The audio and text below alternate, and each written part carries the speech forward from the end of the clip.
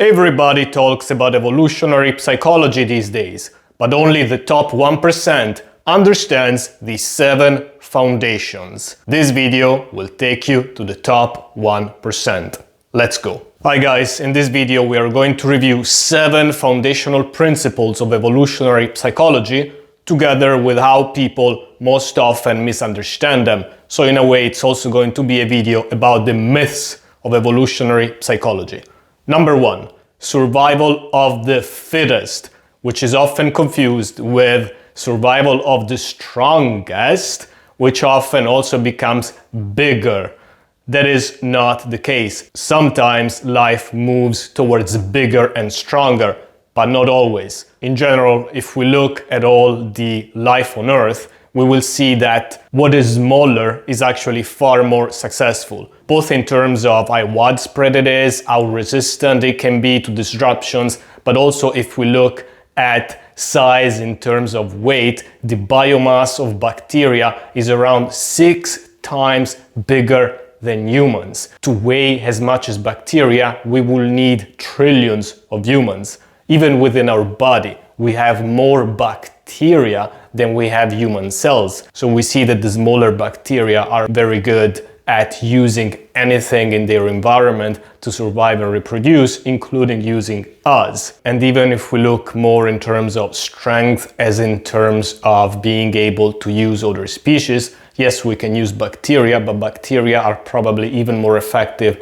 at using us. And some of those bacteria, microorganisms, and viruses can kill humans or even bigger animals. Another good example is the tardigrade, or how you pronounce it, which is the famous bug that is almost indestructible and you can barely see with the naked eye. Even if we focus on humans alone, it's not a given that humans move towards bigger sizes. It has been the case so far, also because we are now living in an abundance of food and nutrients. However, when we see that humans are struggling a little bit more with gathering food and nutrients, then the tendency may be to go towards smaller humans. A good example could be the hominids in Flores, which is an island in Indonesia. What happened is that the hominids got stuck there when the sea decreased its level, and they underwent an evolution towards dwarfism, getting smaller and smaller, because the bigger humans struggled to survive with little food and nutrients, but the smaller one could thrive. And interestingly enough, this could become more relevant in the future as we go and explore, hopefully, planets outside of the solar system. You know, difficult places to survive, maybe being smaller there could be an advantage. Another example I like is that if you take a lizard today and you put it on its back feet, you have basically a Tyrannosaurus Rex. But the dinosaurs went extinct millions of years ago and lizards are still here and everywhere. Again, this is not to say that smaller is always and necessarily better. However, it strictly depends on the environment and how the environment changes. So no, it's not stronger, it's fittest. Number 2, survival and reproduction. Often confused as if these two were the same, which sometimes they can overlap, but they are two different realms of evolution. The two can move in parallel, but they can also move independently, and sometimes they can also go one against the other. Typical example is the tail of the peacock or the horns, the antlers, of the deers. What happened there is that in the beginning, the tail of the peacock, yes, it was both about survival and reproduction, because having a more colored tail would mean that he had more nutrients and he could waste more of those nutrients on the tail. So in that case, when the tail was still small, the peacock was also better at surviving. But as the peahens started focusing on the tails to pick the males, and the males started competing with more and more elaborate and beautiful tails, then reproduction started moving against survival. This is called runaway selection. And then as it started running away from what is normal and effective, today the peacocks are weighed down by the tail in all possible ways. For one, it gets stuck, 2, it takes away too much nutrients and energy, and 3, it attacks predator way too easily. Same for the deer's antlers. They started getting so big that it started weighing down the animals. It gets stuck everywhere, and there are even memes that shows us that very clearly. Number 3, the proximity principle. The misunderstanding here is that many people tend to think of evolution as this magic wand that improves everything efficiently and smoothly. Instead, evolution is quite sloppy. The proximity principle means that evolution is only semi-effective at selecting what is closest and most impactful to survival and reproduction. Anything else, evolution cannot be efficient at selecting the most efficient trait. I'll give you an example to make this clear. Take nails. Now imagine there is a mutation that makes my nails very pretty. It's not gonna help me in any way to survive more,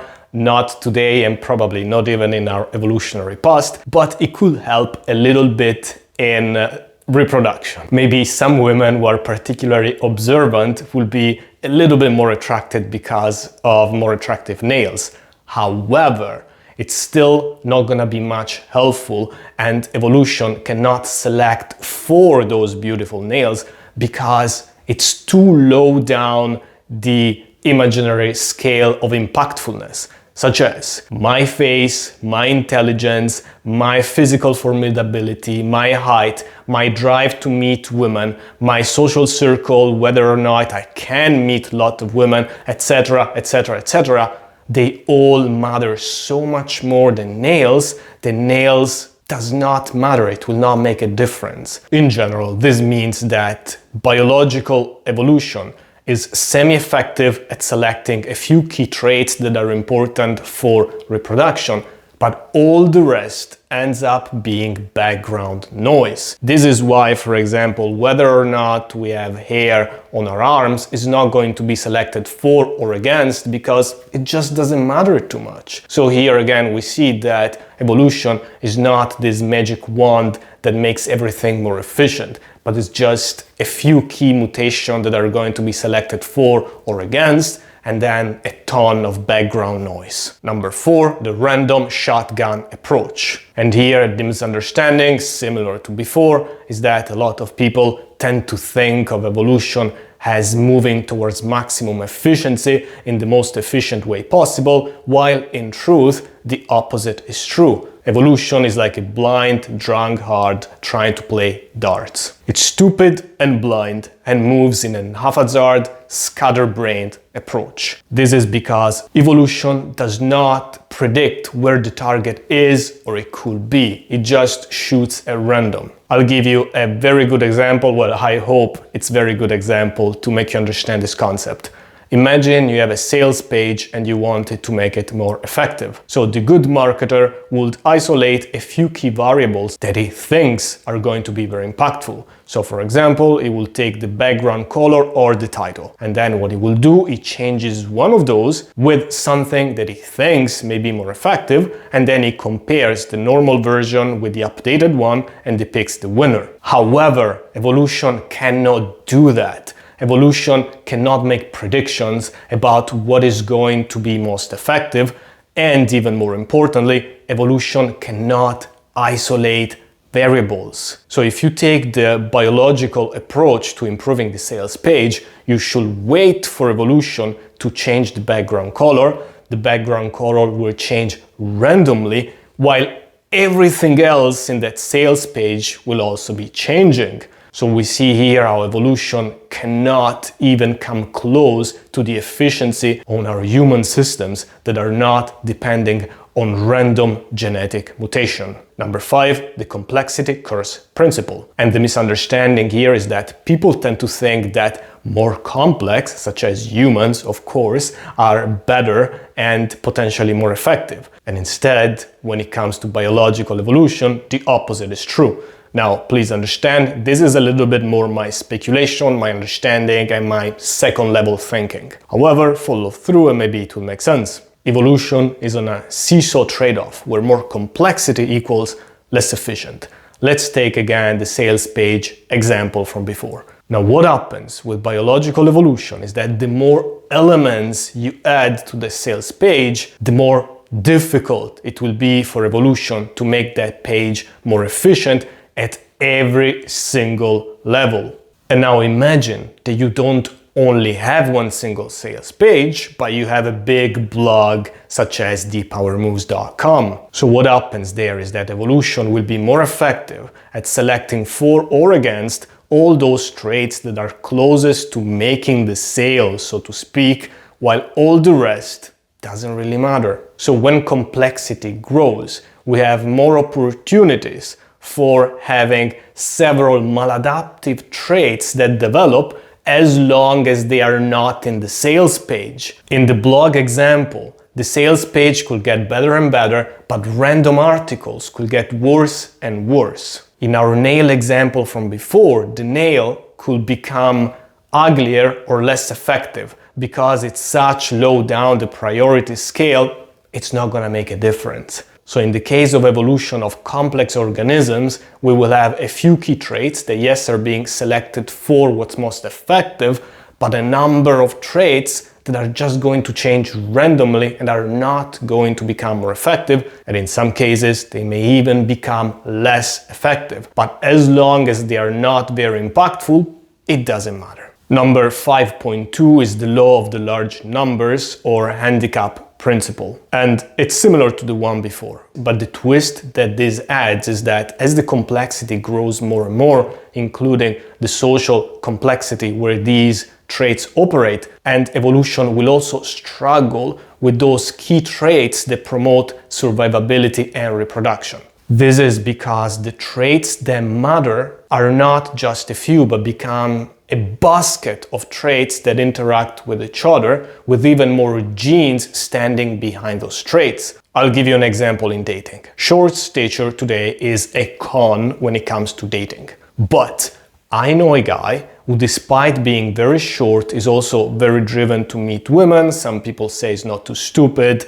He learned how to play the game well. He's very strategic and Machiavellian. He knows what to say to women. He's very driven to meet them. He puts himself in the right places, etc., etc., etc. And so, despite the very short stature, that man still met many women who wanted to conceive his children. So there you see that even when you take one key trait, just the key trait is difficult to be selected for or against when there are so many other traits that are very impactful to survival and reproduction. Luckily, this is also great news for you because it means that whatever luck you may have, you can relatively easily make up for it as long as you are good with all the other traits. Which is why, by the way, the Power Moves and Power University can be so helpful and impactful to the underdogs of this world. Principle number 6 is the principle of repetition, which means mutations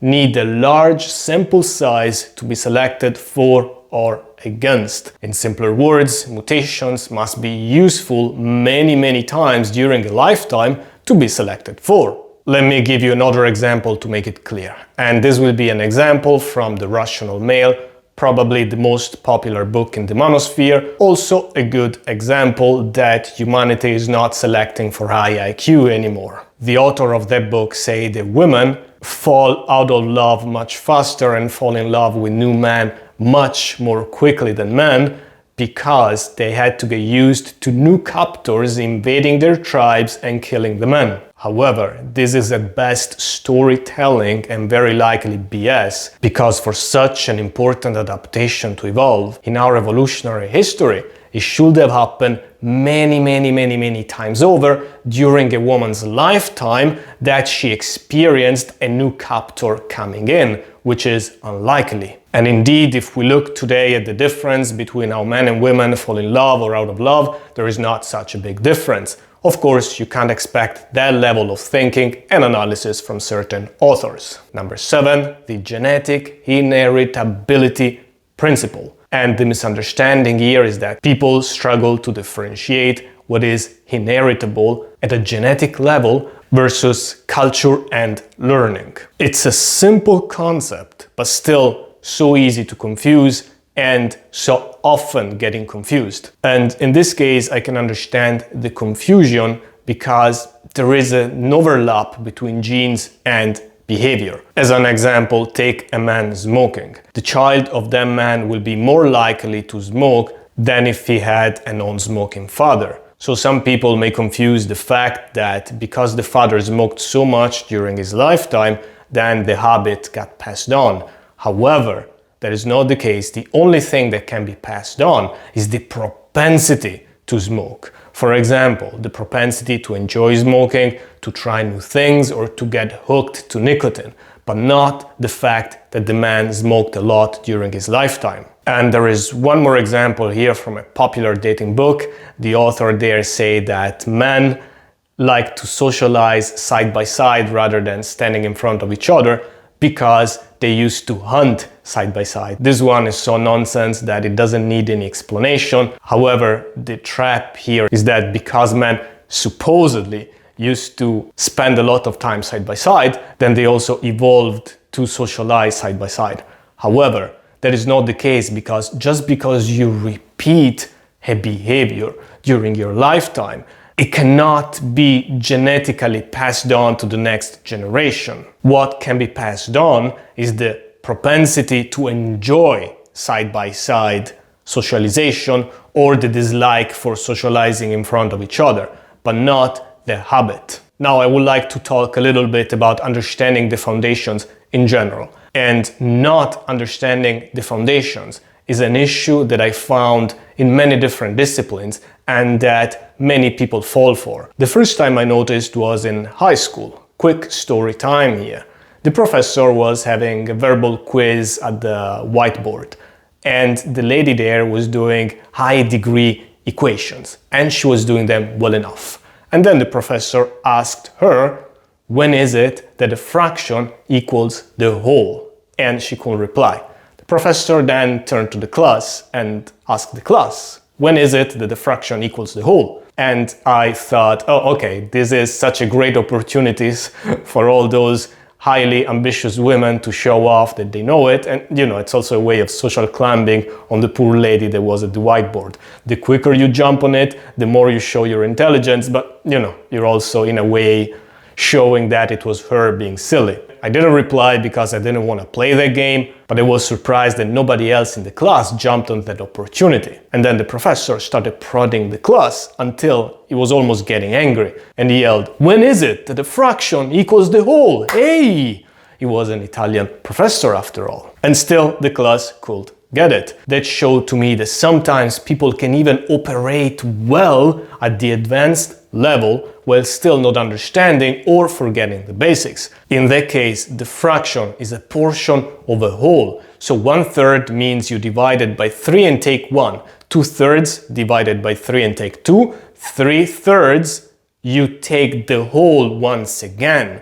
So a fraction is equal to the whole when numerator and denominator are the same. In that case, it's also equal to 1 and 100%. And as I grew up, I've seen this issue more and more disciplines. And the power moves could be successful because it addressed such an issue. Self-help and social skills courses, books, and authors were missing on one of the most important foundations of an effective life, which is power, including Machiavellianism, manipulations, and life strategies and related topics. So in case you're interested in becoming a more effective man, that's exactly what Power University can deliver for you. You will get to understand one of the most important foundations for an effective life so that you can become a life winner. We also leverage evolutionary psychology to deliver you the best strategies and techniques, and it's the good evolutionary psychology, not the blah blah blah and BS one. As a practical takeaway here, I will say do not listen to random manosphere gurus or dating authors. I have never seen a single one of them who actually understood the basics of evolutionary psychology. And if you're an evolutionary psychologist and listening here, I would love to hear your criticism, and I would actually propose you to write a book about the foundations. The discipline desperately need that book. I need it. I would love to read it. You will hopefully marry something that is both a commercial success and something that is super useful because it will plug an important hole. Thank you so much for listening, guys. Big hug, and I'll see you the next time. Ciao, ciao.